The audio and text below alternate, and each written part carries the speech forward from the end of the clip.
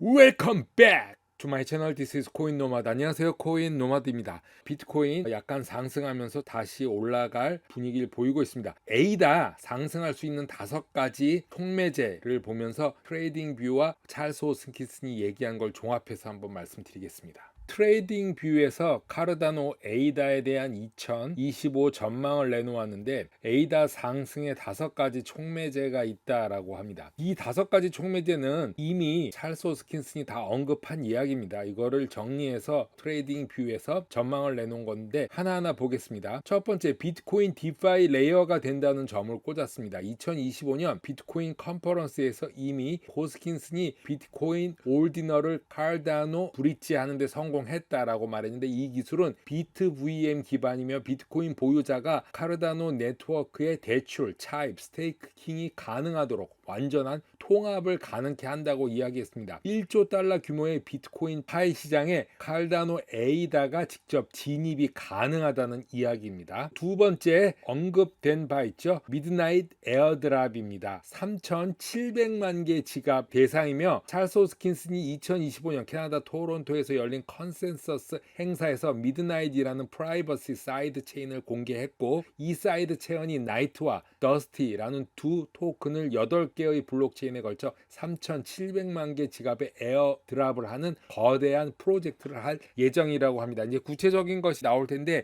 이 에어드랍은 벤처 캐피탈 없이 일반 사용자들에게만 돌아갈 예정이니까 우리에겐 상당히 좋은 거죠. 수천만 개의 에이다 사용 가능 지갑을 새롭게 만들어 줄 것이다 라고 말을 했습니다. 그리고 세 번째는 미국 에이다 선물 ETF 승인 과정입니다. XRP는 주구장창 나왔죠. 솔라나도 나오고, 하지만 이제 에이다까지 언급되고 있는데, 그럼 도미노처럼 오고 있는 것입니다. 그레이스케일이 이미 SEC의 카르다노 트러스트 현물 ETF로 전환 신청을 했고, 240일 심사 기간, 올해 10월 22일 안에 결정될 수도 있다. 한두 달 안에 결정될 수도 있죠. 분위기가 어떻게 되느냐에 따라 틀린데 에이다 차례도 올 것이다. XRP는 온다 하고 오래 걸렸지만 에이다는 바로 순식간에 올 수 있다. 미국 내 투자자들에게 에이다의 ETF는 큰 먹거리입니다. 스테이킹 수익이 가능한 첫 규제형 크립토가 될 것으로 보고 있기 때문입니다. 네 번째는 트럼프의 행정명령인데, 올 3월에 트럼프가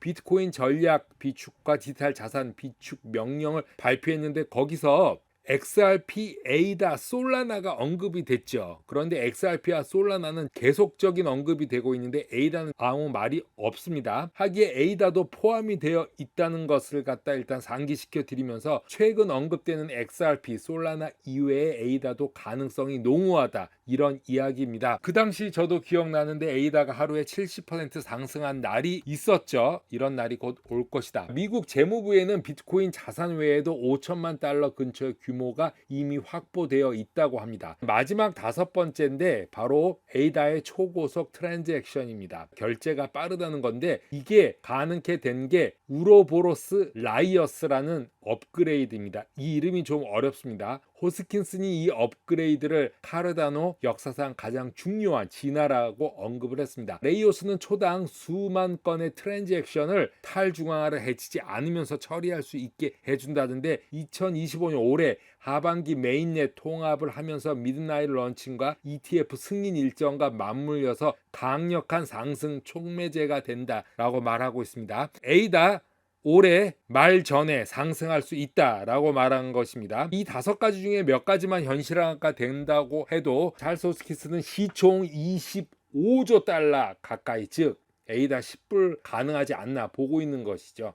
마이클 세일러가 3개월 수익률을 올렸습니다. 도표를 보시면 왼쪽 제일 처음에 스트레러지사의 수익률이 44%나 됐습니다. 제일 높았죠. 그 다음에 비트코인의 수익률이 22%, 테슬라가 18%, 마이크로소프트 16%, 그 다음이 최근 오른 것이 또 올라서 이 금입니다. 골드가 15%가 더 상승했습니다. 다음에 엔비디아가 있는데 마이너스로 가보면은 메타, 아마존이 마이너스 3%, 마지막에 애플이 마이너스 17%가 됐다.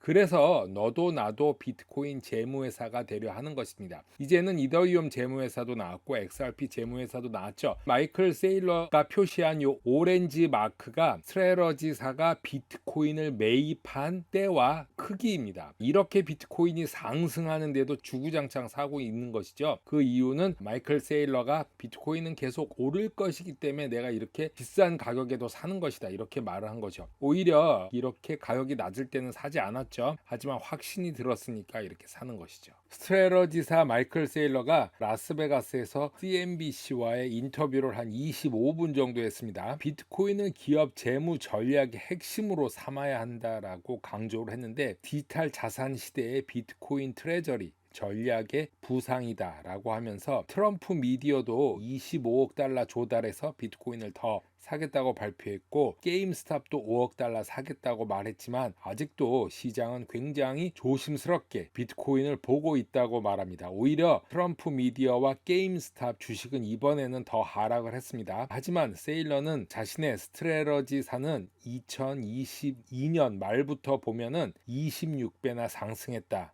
라고 웃으면서 말을 했습니다. 단기적으로는 주가가 하락할 수도 있겠지만 장기적으로는 비트코인 재무기업은 인기가 높아질 수밖에 없다고 말하고, 지금 이 순간에도 비트코인 트레저리 기업은 설립이 되고 있고 전 세계 곳곳이 오렌지 깃발들로 꽂히고 있다라고 설명을 했습니다. 이제 비트코인은 단순한 투자가 아니라 국가의 전략 자산이 된다 라고 강조를 했습니다. 마지막으로 이 세상의 어떤 힘도 어떤 때가 된 아이디어를 막을 순 없다라고 마지막 의미 있는 멘트를 남겼습니다.